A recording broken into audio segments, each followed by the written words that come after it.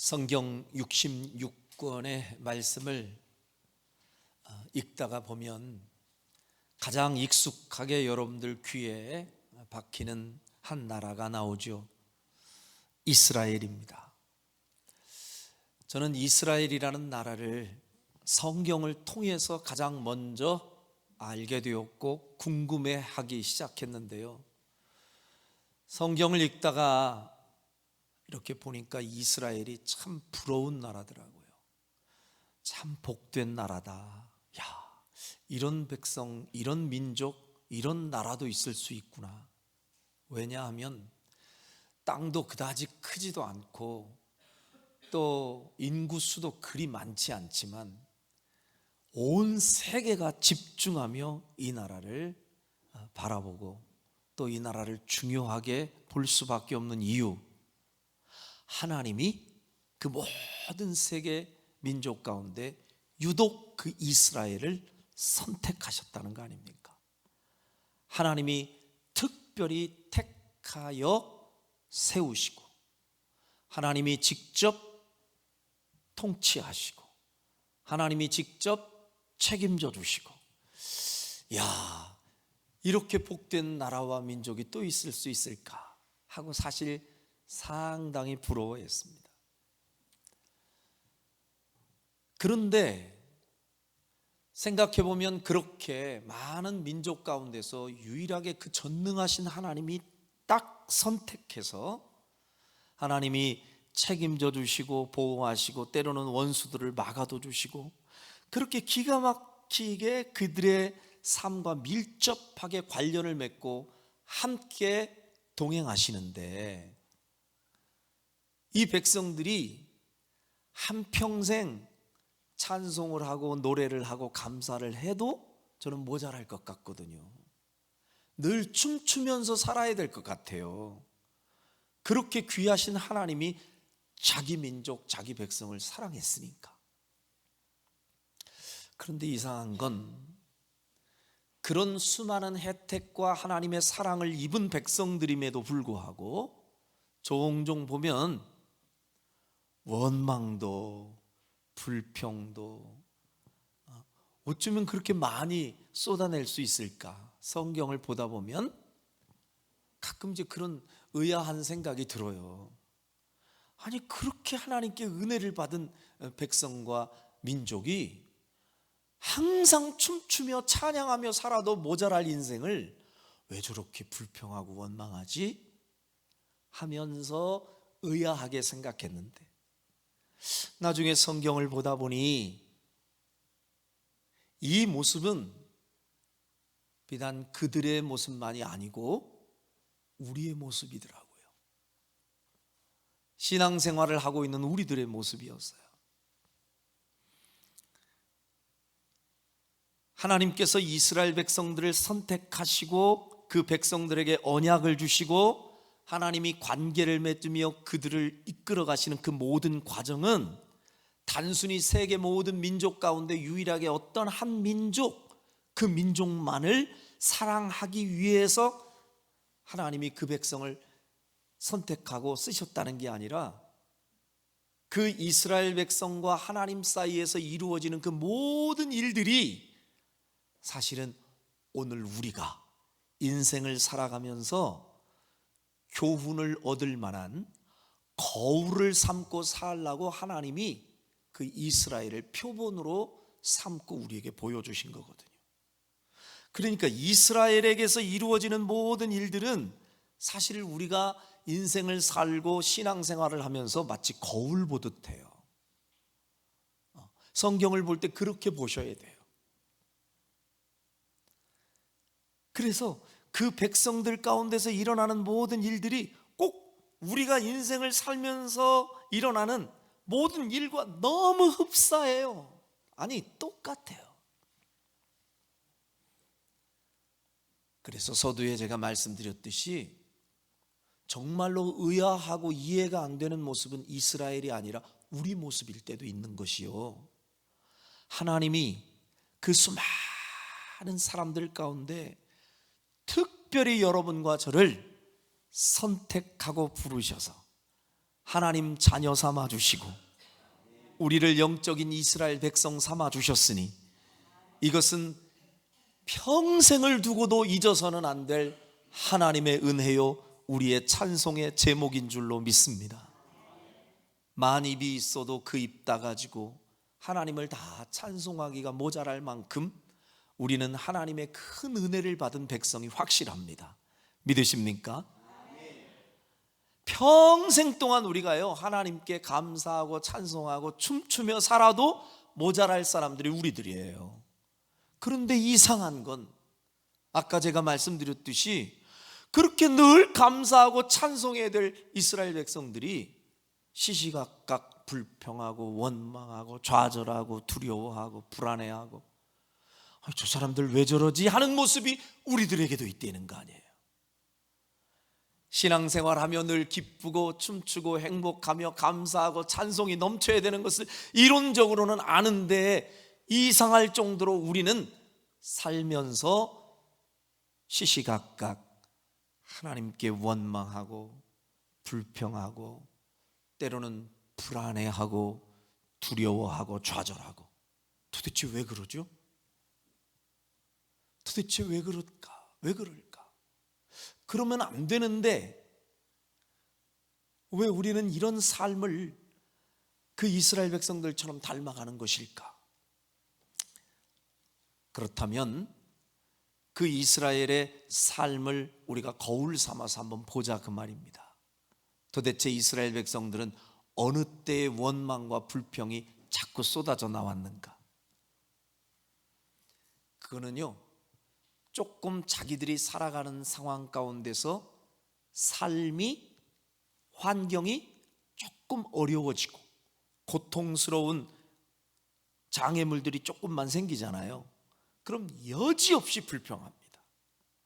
그리고 그들은 원망하고 또 깊은 삶의 회의를 느끼고 두려움과 좌절에 빠지곤 해요.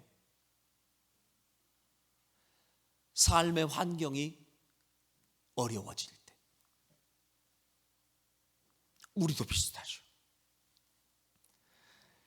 이스라엘 백성들이 애굽에서 처음 탈출하여 하나님이 주신 약속의 땅, 젖과 꿀이 흐르는 가나안 땅을 향하여 처음 발걸음을 내디딜 때는 어땠어요?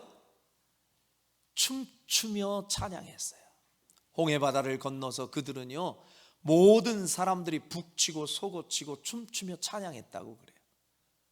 그런데 어느 시간 광야의 길이 길어질수록 그들은 그때부터 원망하기 시작합니다.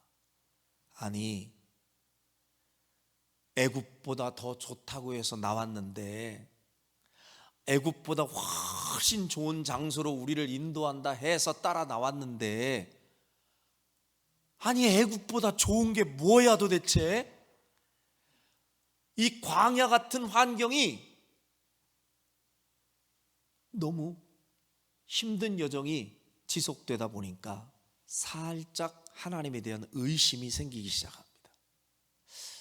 하나님이 계시긴 계신 거요? 진짜 우리를 사랑하시기는 사랑하시는 거야? 사랑하신다면서 약속해 주신 그 땅은 도대체 어디로 간 거야? 그리고 왜 맨날 이렇게 광야길이야? 왜 먹을 게 매일같이 만나밖에 없어? 저 애굽 땅에서는 비록 종으로 살았으나 고기 먹고 살았는데 도대체 나아진 게 뭐야? 아니 예수 믿기 전과 예수 믿은 후 내가 뭐가 달라졌지? 아니 예수 믿기 전에는 예수 믿으면 대박 나고 뭔가 잘 되고 승진하고 따따블로 뭔가 막 생기고 그럴 줄 알았는데 아니 뭐 내 삶이 계속 광야 같은 삶이 반복되지? 이러면서 하나님에 대한 의심이 커지기 시작하고 원망과 불평을 쏟아놓는 우리의 모습이나 이스라엘 백성의 모습이나 다를 바가 없다는 것이죠. 오늘 본문의 배경도 마찬가지예요. 광야길이 깊어지고 길어질 때 이스라엘 백성들은 하나님에 대한 사랑을 의심하고 불안해하고 두려워하고 낙심했고 오늘 본문의 상황 그 배경이 되는 말씀은 이스라엘 백성들이 포로로 붙잡혀 있던 세월이 오랫동안 지속됐거든요. 바벨론이라는 나라의 포로로 붙잡혀서 이 포로된 생활을 길게 하고 있다 보니 그들의 삶 속에서는요, 감사가 어떻게 나와요? 찬송이 어떻게 나와요? 하나님에 대하여서 불신을 가지고 의심하면서 불평하기 시작합니다. 아니, 하나님 뭡니까?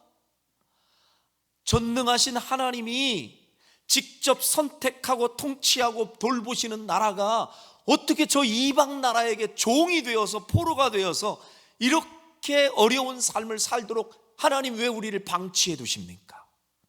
하나님 사신 거 맞습니까? 하나님 계신 거 맞습니까? 정말 우리가 이게 복된 삶 맞습니까? 하고 원망하고 불평이 막 쏟아져 나오는 거예요.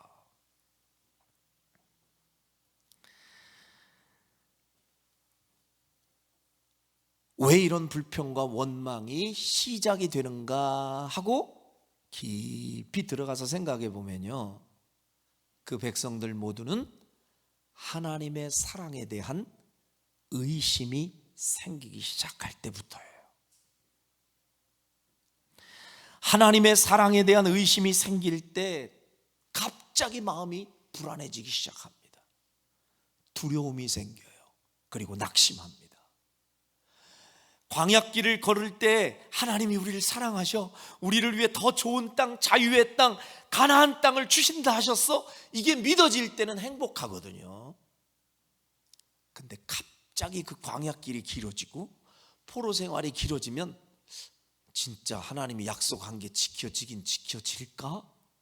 진짜 약속의 땅이라는 게 있긴 있어? 이거 괜한 짓 하는 거 아니야? 고생만 지질이 하다가 이 광야에서 엎드려지는 거 아니야? 우리 이렇게 포로로 살다가 그냥 우리 인생 끝장나는 거 아니야?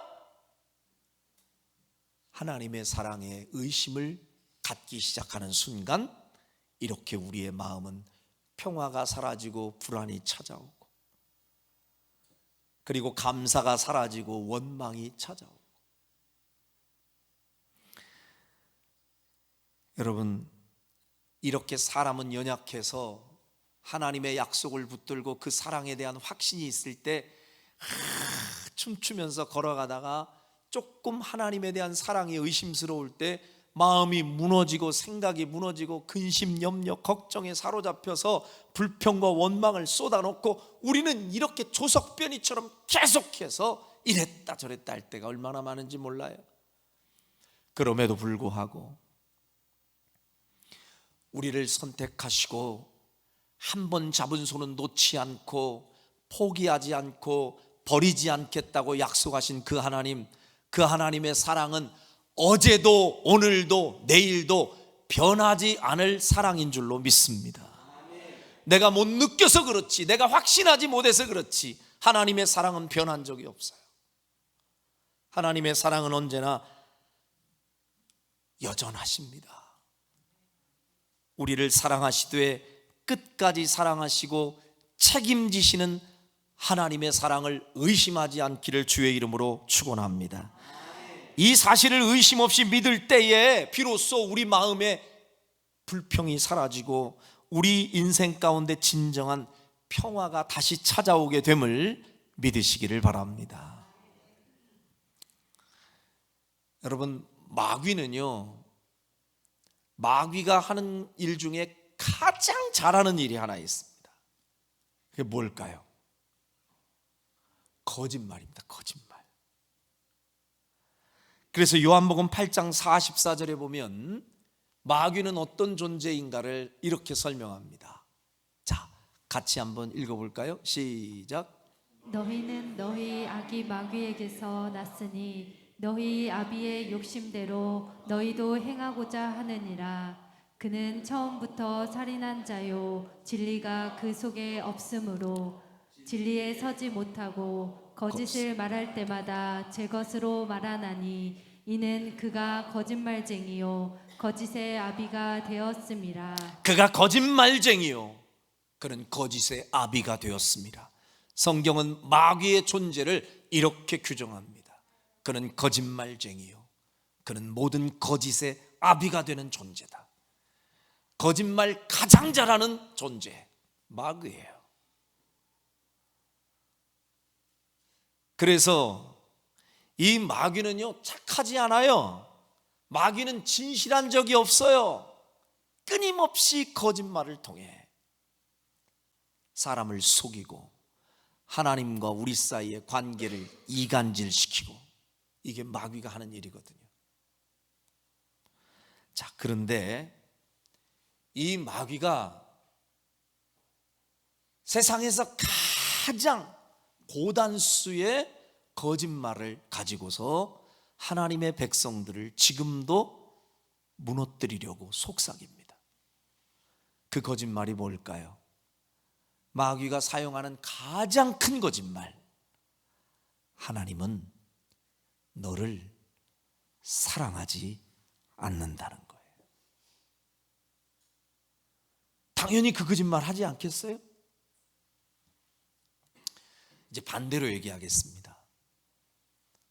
우리 하나님은 모든 걸 다 하실 수 있는 하나님이시지만 하나님의 속성상 거짓말은 하실 수 없는 가장 진실하신 분이 하나님이신 줄로 믿습니다. 그 진실하신 하나님이 우리를 향하여서 주신 사랑의 편지가 바로 이 성경 66권인 줄로 믿습니다. 성경 66권, 창세기부터 요한계시록까지 정말 많은 구절들이 있는데, 이 모든 내용은 하나님이 당신이 사랑하는 당신의 백성들, 자녀들을 향하여서 하나님의 마음을 담아, 어떤 마음이요? 사랑하는 마음을 담아 우리에게 사랑의 고백을 하고 표현을 한 그야말로 러브레터가 바로 하나님의 말씀 성경인 줄로 믿습니다. 그러므로 여러분이 성경을 읽을 때는 하나님의 마음을 읽으셔야 돼요. 하나님이 어떤 마음을 가지고 우리에게 이 말씀을 하셨는지 그 뜻을 잘 헤아려 드리고 그 하나님의 심정, 하나님의 사랑을 헤아려야 그게 진짜 편지를 잘 읽는 사람이거든요. 여러분, 누군가에게 편지를 받아요, 사랑하는 사람한테. 그럼 여러분들은 편지지를 보세요, 편지지에 쓰여져 있는 내용을 보세요? 맞죠? 에이씨, 편지지가 이게 뭐야, 다 쭈글탱이한테 이런 데다 썼어. 에이, 보지도 않고 버리는 사람이 있어요? 또 여러분이 편지를 딱 열었는데 글씨체가 아주 그냥 지렁이처럼 날아다녀. 에이, 사랑하는 사람이 썼는데 글씨체가 이게 뭐야, 에이, 못 보겠다 하고 꾸깃거려가지고 버릴 사람이 있어요? 글씨체가 아무리 지렁이처럼 날아다녀도 진짜 여러분과 제가 관심을 갖는 건 뭐예요? 그렇죠, 내용이에요. 엄청나게 바쁘게 썼나 보다, 바쁘게 썼나 본데 뭘 얘기하려고 하는 거지? 하고 그 내용을 볼 거 아니겠어요? 편지의 내용이 10장이에요, 20장이에요. 그러면 토시 하나 틀리지 않게 여러분 쉼표 기억하고 뭐 느낌표 기억하고 글씨체 기억하는 게 중요한 게 아니라 10장, 20장이 중요한 게 아니라 그 10장, 20장 통틀어서 지금 뭘 얘기하려고 하는 거지? 나 너 사랑해. 그럼 됐어요. 그 편지 20장짜리 편지를 가슴속에 딱 넣으면서 그 사람은 이것만 기억하면 돼요. 지금 내 사랑하는 이가 나한테 편지했는데 날 사랑한대, 여전히 나를 기억한대, 여전히 나를 잊지 않겠대, 여전히 나에게 조금만 용기 내면서 날 기다리래. 그러면 됐죠. 왜 편지지 가지고 싸우고 글씨체 가지고 분석하고? 의미 없어요. 여러분, 하나님의 말씀 가운데 여러분과 제가 진짜로 주목하고 관심 가져야 할 것은 글씨체가 아니에요. 성경이 무슨 가죽으로 만들어졌냐가 중요하지 않아요. 그 속에 담겨져 있는 그 편지를 우리에게 주신 하나님의 마음, 그 하나님이 나를 사랑한다고 구구절절 반복해서 나 너 사랑해, 내가 너를 사랑해, 주님의 그 사랑의 고백을 여러분이 진심으로 받아들이고 하나님의 심정, 그 하나님의 사랑을 확인하는 것으로 성경을 보시길 주의 이름으로 축원합니다. 하도 우리가 의심을 잘하니까, 하나님의 사랑에 자꾸 의심을 품으니까 반복해서 잊을만 하면 또 사랑 이야기, 반복해서 조금 가다가 또 하나님이 우리를 사랑하신 이야기, 이해를 잘못하니까 이스라엘 백성들과의 관계 속에서 일어났던 비유를 들어서 우리에게 그렇게 내가 너를 사랑해, 얼마나 더 많이 강조해야 우리가 도대체 그 하나님의 진심을 알아듣겠냐 그 말입니다. 하나님은 우리를 사랑하신다는 표현을 이 성경을 통해서 우리에게 확인시켜주고 싶은 거예요. 나는 사랑이다. 그리고 이 사랑 자체인 내가 너희를 사랑하고 있다. 의심하지 말고 불안해하지 말고 누가 거짓말을 해도 속지 말고 하나님만 끝까지 사랑하라고 호소하시는 이 주님의 음성을 들으시기를 주의 이름으로 축원합니다. 자, 그 성경 전체에 나와 있는 하나님의 사랑 고백을 가장 함축적으로 표현하고 있는 주제가, 사랑이 주제가 될 수 있는 내용, 요한 1서 4장 8절로부터 11절을 한번 읽어보겠습니다. 요한 1서 4장 8절로부터 11절을 보면요, 성경 전체의 주제가 될 수 있는 말씀이 나오는데 하나님이 우리를 사랑하신다는 말씀이에요. 한번 천천히 읽어봐요. 시작. 사랑하지 아니하는 자는 하나님을 알지 못하나니 이는 하나님은 사랑이심이라. 하나님의 사랑이 우리에게 이렇게 나타난 바 되었으니 하나님이 자기의 독생자를 세상에 보내심은 그로 말미암아 우리를 살리려 하심이라. 사랑은 여기 있으니 우리가 하나님을 사랑한 것이 아니요 하나님이 우리를 사랑하사 우리 죄를 속하기 위하여 화목제물로 그 아들을 보내셨습니다. 사랑하는 자들아, 하나님이 이같이 우리를 사랑하셨은즉 우리도 서로 사랑하는 것이 마땅하도다. 할렐루야. 하나님이 이같이 우리를 사랑하였은즉, 독생자 예수님을 이 땅에 보내주신 것도 우리를 사랑하셔서 보내주셨고, 아멘이십니까? 이같이 내가 너희를 사랑하였은즉, 하나님은 지금도 우리를 사랑하신다고 여전히 동일하게 고백하고 계세요. 자, 그럼 다시 돌아갑니다. 이게 진리고 이게 진실이고 이게 성경에서 말하는 변할 수 없는 확실한 진리가 맞는데, 이 진리를 왜곡시키고 거짓말로 바꾸어야 할 사명이 있는 존재가 누구라고요? 마귀라고요. 그럼 마귀가 가장 잘하는 게 뭐라고요? 거짓말. 그럼 공식을 하나 만들겠습니다. 하나님은 사랑이시고 하나님은 내가 너를 사랑해, 이 주제를 가지고 성경을 쓰셨는데 마귀가 가장 잘하는 거는 거짓말이래요. 그럼 그 가장 잘하는 거짓말로 하나님이 주신 최고의 메시지를 거짓말로 바꾸려면 뭐라고 바꾸겠냐고요? 하나님은 너를 사랑하지 않는다예요. 마귀의 속임수에 속지 않는 여러분이 되시기를 주의 이름으로 축원합니다. 이런 마귀의 유혹과 속삭임에 넘어가지 말아야 하는데 마귀가 던져주는 말이 왜 그렇게 어떤 순간에는 진짜처럼 들리는지, 마귀는 이렇게 얘기하거든요. 야, 하나님이 너 진짜 사랑한다고 그러는 건 맞는 것 같아?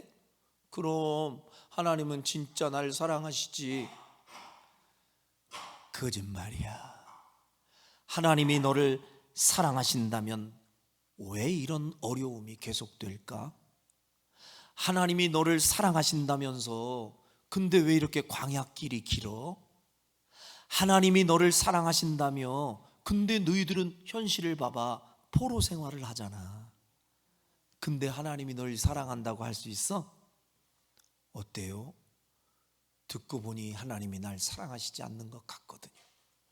그 속임수에, 그 유혹에 넘어가고 그 말을 계속 듣다 보면 마음이 흔들리게 되고, 그러다 보면 하나님을 갑자기 의심하게 되고, 지금 걷고 있는 이 신앙의 길에 대해서도 자꾸 회의를 느끼게 되고, 깊은 불안과 좌절의 늪에 빠지기도 하고, 그러면 그 모습을 보고 가장 기뻐 뛰고 춤출 세력이 누구냐고요? 마귀지요. 자기들의 작전이 성공한 거니까. 여러분, 때로 여러분과 제가 걷는 인생의 길이 막힐지라도, 내가 생각지 못했던 어려움과 고난을 설령 만났다 할지라도 결코 하나님의 사랑만큼은 의심해서는 안 될 줄로 믿습니다. 의심하지 마세요. 하나님 의심하지 마세요. 지금 당장 내가 걷고 있는 이 길이, 광야길이 아무리 길어도 의심하지 마세요. 그 길 끝에 있을 하나님의 약속이 없어진 게 아니에요. 지금 포로 생활의 삶이 계속 끝이 나지 않고 연장이 돼도 그래도 하나님의 사랑을 의심하지 마세요. 언젠가는 하나님이 우리를 포로 가운데서 자유시켜 주실 때가 올 거니까요. 하나님의 선하심을 믿고 내가 지금 조금 어렵고 힘든 상황이 닥쳐도 그래, 뭔가 뜻이 있을 거야. 하나님은 선하신 하나님이야. 하나님을 사랑하는 자, 그 뜻대로 부르심을 입은 자들에게는 이 모든 상황도 합력해서 선을 이룬다고 그랬어. 지금의 이 상황이 조각조각 마저 떨어져서 나중에는 언젠가는 위대한 멋진 작품이 이루어질 거야. 할렐루야. 이 믿음을 가지고 하나님을 의심하지 않고 믿고 유유히 잠잠히 묵묵히 주의 길을 끝까지 걸어갈 줄 아는 여러분과 제가 되어야 할 줄로 믿습니다. 그런데 이론적으로는 우리가 그렇게 살아야지 다짐해 놓고도, 그렇게 믿음만을 가지고서 늘 걷기를 원하면서도 혹독한 인생의 삶의 무대에서 살다 보면 종종 우리의 모습도 광야길을 걸어가며 원망을 쏟아내던 그 백성들의 모습과, 그리고 포로 생활을 하면서 원망과 불평을 쏟아내던 그 이스라엘 백성들의 모습과 별반 다르지 않을 때가 한두 번이 아닙니다. 이렇게 마음은 굳건히 먹지만 시시각각 조금만 어려움, 조금만 고단한 일을 당하면 여지없이 불평하고 좌절하고 무너지는 우리의 약함을 아시는 주님이 오늘 본문의 말씀을 통해 이런 연약한 우리에게 용기를 주시는 음성을 주고 계시는데, 그 첫 번째 음성이 1절에 나와 있어요. 오늘 본문 1절 같이 읽습니다. 시작. 섬들아 내 앞에 잠잠하라. 민족들아 힘을 새롭게 하라. 가까이 나아오라. 그리고 말하라. 우리가 서로 재판자리에 가까이 나아가자. 따라합시다. 섬들아 내 앞에서 잠잠하라. 이것은요, 온 세상의 엄중한 하나님의 경고의 말씀을 온 세상의 모든 사람들에게 주님이 말씀해 주시면서 우리에게도 그 말씀을 주고 계시는 거예요. 하나님이 틀렸다고, 하나님이 옳지 않다고, 하나님이 실수하셨다고, 하나님이 살아계시면 어떻게 우리한테 이럴 수 있느냐고 별소리 다 하는 이 세상의 모든 섬들아, 하나님 앞에서 잠잠하라. 소위 세상의 많은 사람들 가운데 이런 하나님에 대하여 의심을 품고 가지각색 온갖 잡다한 세상의 부정적 소리를 내면서 하나님보다 더 센 신이 있는 거 아니냐고, 하나님이 실수하는 거 아니냐고, 하나님이 틀린 거 아니냐고 별의별 불평의 소리, 원망의 소리, 의심의 소리를 쏟아내는 이 모든 사람을 향하여 하나님이 엄중히 경고합니다. 내 앞에서 잠잠하라.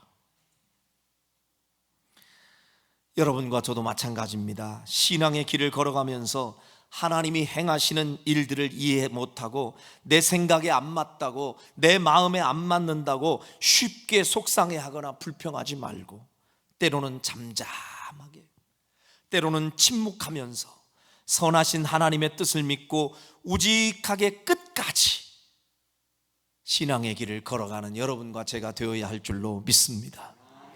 여호수아 6장에 보면 여호수아를 중심으로 한 이스라엘 백성들이 하나님이 주신 가나안 땅에 막 입성해서 처음 만난 큰 성 여리고성을 앞에 두고 있는 장면이 나옵니다.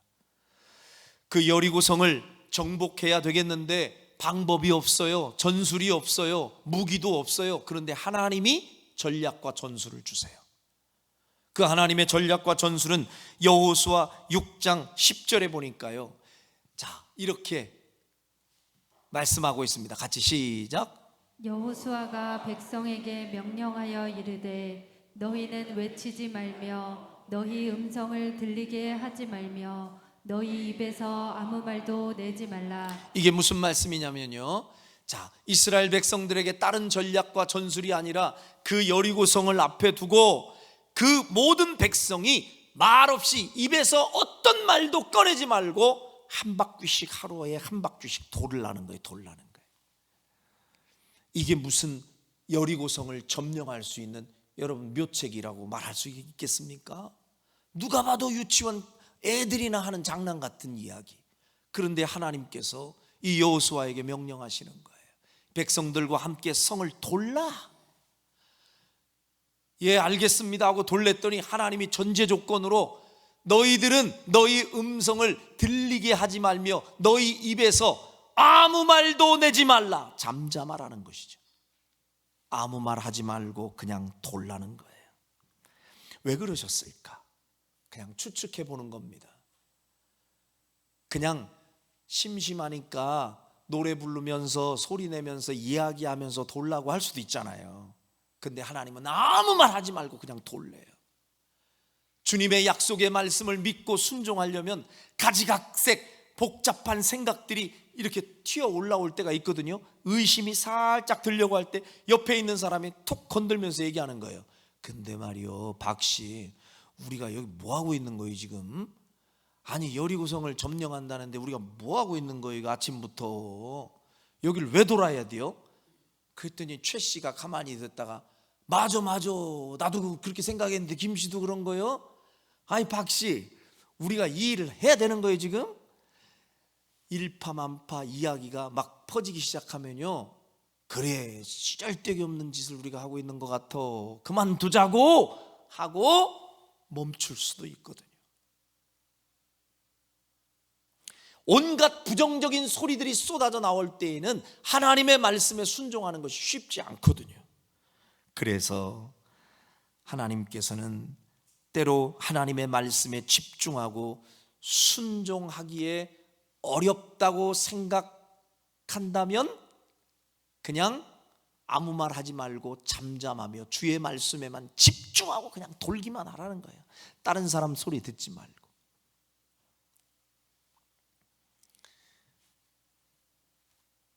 여러분, 조그마한 인생의 장애물 앞에서 쉽게 낙심하거나 인생 다 끝난 것처럼 한숨 짓지 말고, 함부로 불평하지도 말고, 함부로 내 생각 내뱉어서 부정적인 말로 주변 사람들 전염시키지도 말고, 믿음을 가지고 잠잠히 하나님의 때를 기다릴 줄 아는 그런 성도들이 되기를 주의 이름으로 축원합니다.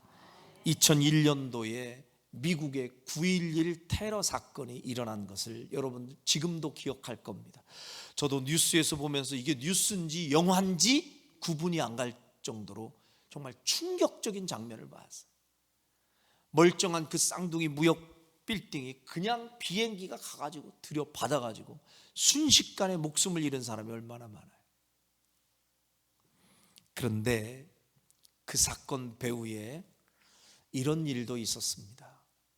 우리나라의 교민 가운데 어떤 사람이 그 무역센터에 그날 꼭 중요한 회의가 있어서 그날 거기에 가서 그 회의를 통해 또 무슨 계약이 성사되면 자기에게 엄청난 유익이 생기는 날이었어요.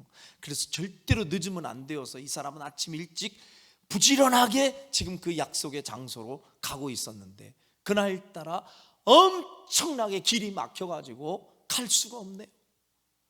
그래서 이 출근길에 늦었다고 발을 동동 구르면서 이 사람이 기도를 시작했답니다.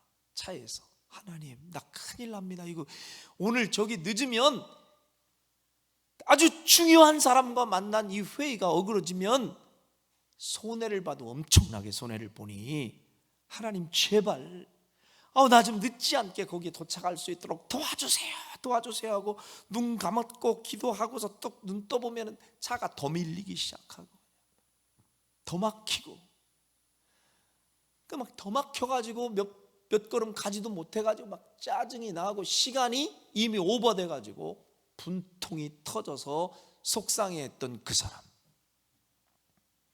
나중에 알고 보니 그 사람이 만일 길이 열리고 하나님이 자기가 원하는 대로 응답해 주어서 길이 그냥 홍해의 기적처럼 그냥 바다가 쫙 열리듯이 교통이 수월해 가지고 그 시간에 거기에 도착했으면 그 사람이 거기에서 그냥 죽은 목숨이 될 수 있었다는 것이죠.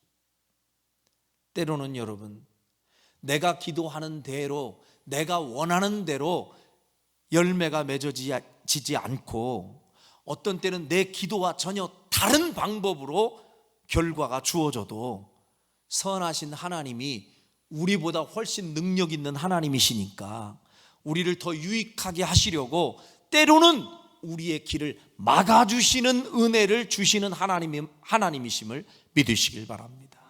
열리는 것만 복이 아니에요. 가끔은 막아주실 때는 뭔가 이유가 있는 거예요. 우리의 머리가 거기까지 안 닿아서, 이해의 폭이 좁아서 하나님이 하시는 일을 측량할 수 없으니까 지금 당장 왜 이러신대요? 하나님 사신 거 맞아요? 하나님 실수하신 거 아니에요? 별 이상한 부정적인 소리를 우리가 쏟아내는 것은 하나님을 몰라서 그렇다 그 말이에요. 그러니 하나님 앞에서 잠잠하고 하나님을 믿고 믿음으로 하나님이 허락해 주신 범위 내에서만 순종하고 걷다 보면 하나님은 합력하여 선을 이루시고 우리의 삶을 역전시키기도 하시고 전화위복시켜 주시는 줄로 믿습니다. 또 하나 하나님께서 우리에게 주고 계시는 격려의 음성이 있습니다. 따라합시다. 민족들아, 힘을 새롭게 하라. 가까이 나아오라.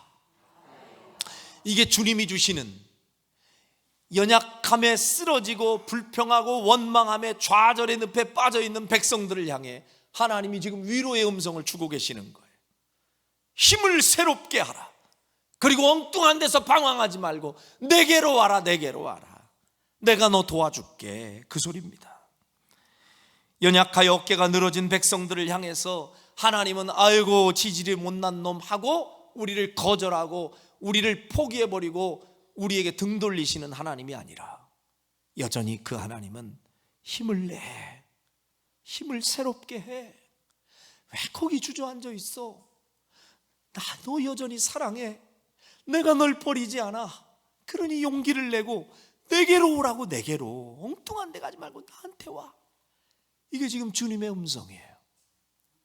그러나 마귀는 어찌하든지 갈대같이 약한 우리의 마음을 짓밟고 꺾어버리려고 갖은 술수를 다 씁니다. 그래서 힘이 빠져버린 우리를 더 힘 빠지게 만들고, 하나님께 가까이 가려고 하면 장애물을 통해서 그 통로를 막아버리고,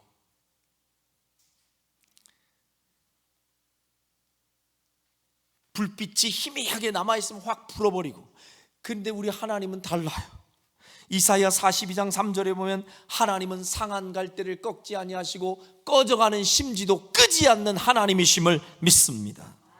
그 하나님은 우리에게 지속적으로 용기와 힘을 주시는 하나님이세요. 여러분, 이사야 41장 10절을 보세요.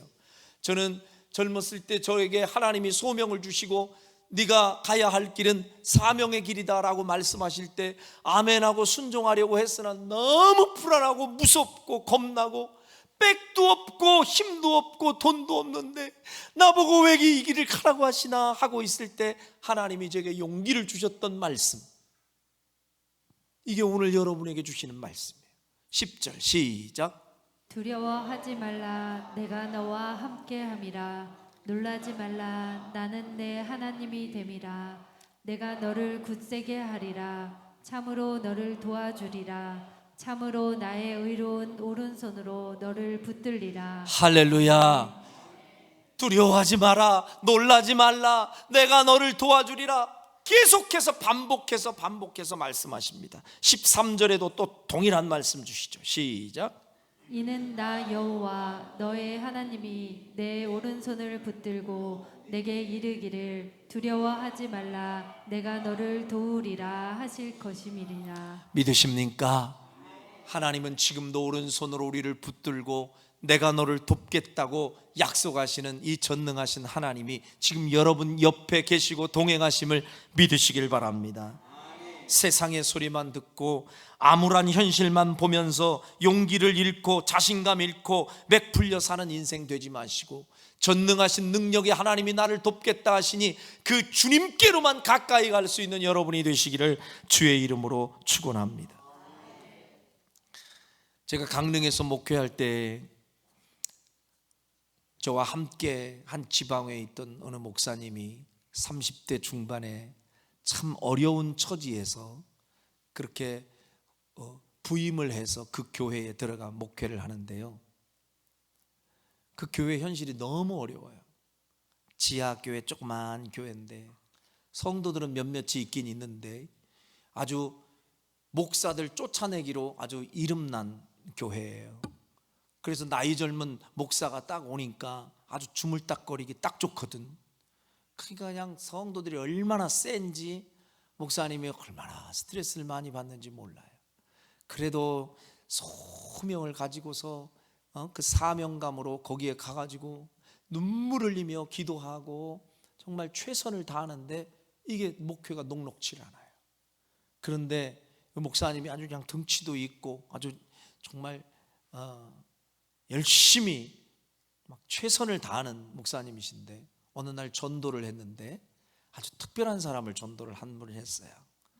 보니까 조금 세상에서 많이 놀던 한 사람을 전도를 했는데 이 남자가 아주 바깥 세상에서 주목 좀 쓰던 사람이야.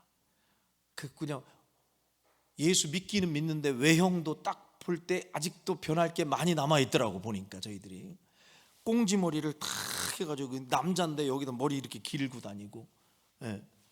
그리고 이분이 정말 처음에 이 목사님을 만나게 되고 이제 처음 교회를 다니기 시작했을 거 아니에요. 근데 이제 바깥 세상에서 너무 죄를 많이 짓고 살다가 교회 안에 들어오니까 은혜가 충만한 거예요. 그래서 그때부터 이렇게 신앙생활 할 때 보면요, 정말 이분이 이제 그런 분들이, 그러니까 죄가 많은 곳에 은혜가 더하다고 막 은혜가 충만하니까 야, 진짜 얼마나 헌신적으로 일을 하는지. 그런데 이분한테는요, 목사님은 그냥 단순한 목사님이 아니에요.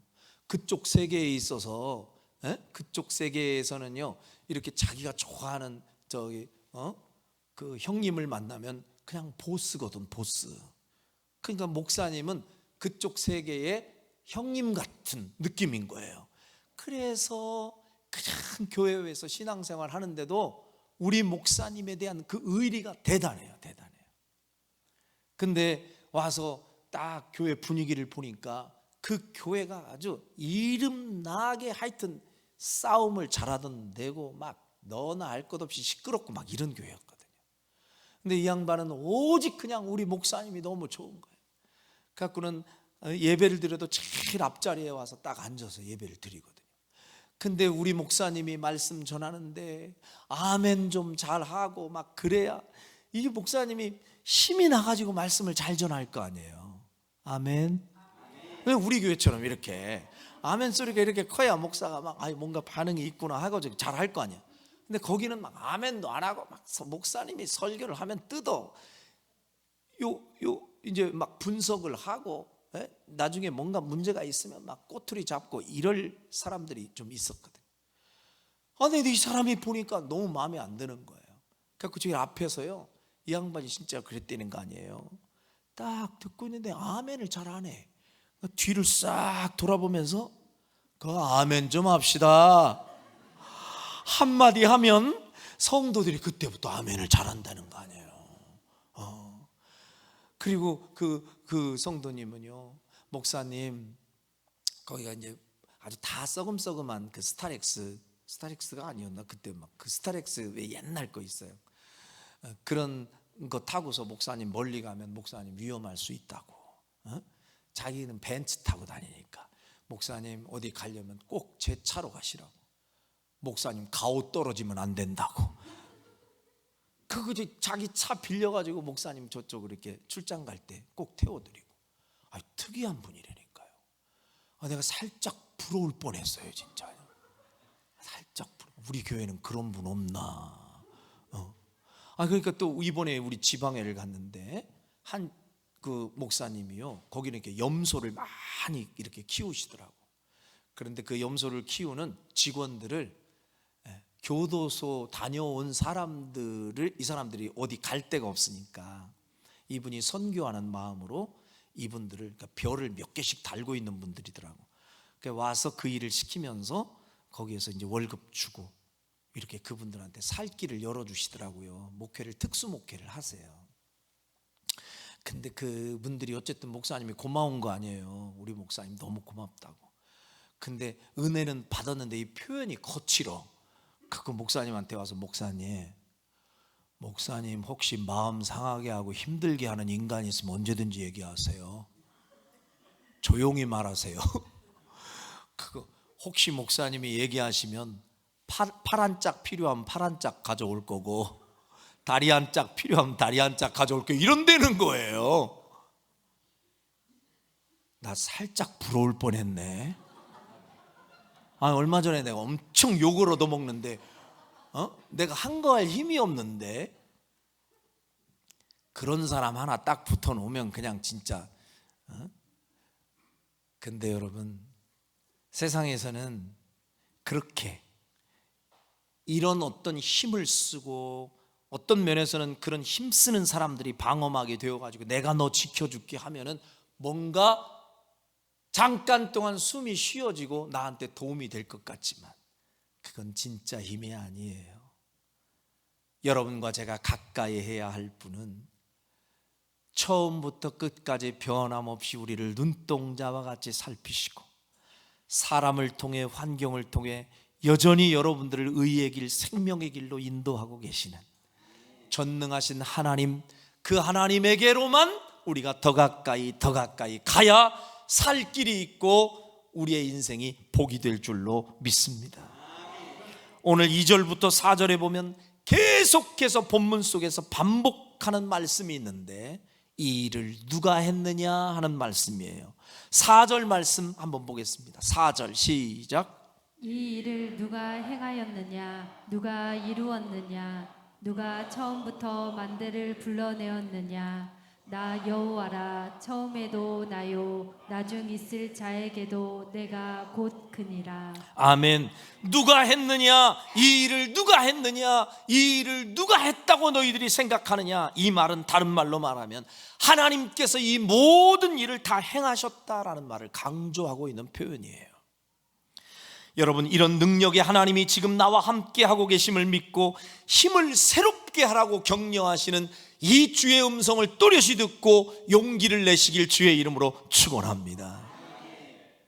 내 옆에 힘 좀 쓰는 조폭 아저씨들 몇 명이 있다고 힘이 되는 인생이 아니라, 이 일을 누가 했느냐, 무에서 유를 창조하고 말씀으로 세상을 지으시고 없던 것을 있게도 하고 있던 것을 없게도 하실 수 있는 능력의 하나님, 이 전능하신 하나님, 그 하나님이 지금 우리 곁에 계시니 그 하나님이 지금 우리에게 말씀합니다.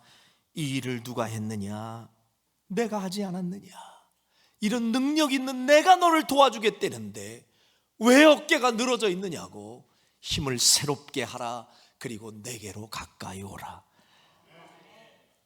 요즘과 같은 세상을 산다는 것 그 자체가 얼마나 버겁고 힘겨운 일인지 잘 압니다. 우리 주변의 곳곳에서는 죽을 맛이다, 마지못해 살고 있다고 탄식하는 분들이 적지 않습니다. 아마도 오늘 예배드리고 있는 여러분들 가운데에도 정말 힘들게 하루하루를 버티듯 하면서 살고 있는 분들 있을 겁니다. 그럼에도 불구하고 여러분, 용기를 잃지 마십시오. 오늘 하나님께서 우리에게 참 행복의 길을 제시하며 여전히 손짓하고 계십니다. 복잡하거나 어려운 말씀을 주시는 게 아닙니다. 주님이 말씀하시는 복의 원리는 아주 간단합니다. 하나님 앞에서 잠잠하라. 엉뚱한 의심의 소리로, 부정적인 소리 외치지 말고 내 앞에서 그저 침묵하고 묵묵히 신앙의 길을 걸으라 말씀하시고, 또 하나 말씀합니다. 힘을 새롭게 하라. 그리고 내게로 가까이 나아오라. 한마디로 요약하면 주님과 멀어지면 불행하게 되고 주님과 가까워지면 행복하게 된다는 원리를 우리에게 가르쳐주고 있습니다. 모쪼록 이제는 여러분과 제가 세상을 등지고 주님만 바라보며 주저앉아 있던 자리에서 용기를 내서 일어나 주님께로 더 가까이 나아가야 할 때가 지금인 줄로 믿습니다. 그리함으로 주님이 약속해 주시는 진짜 참 행복을 경험하는 주인공들 모두가 되시기를 주님의 이름으로 축원합니다. 기도하겠습니다.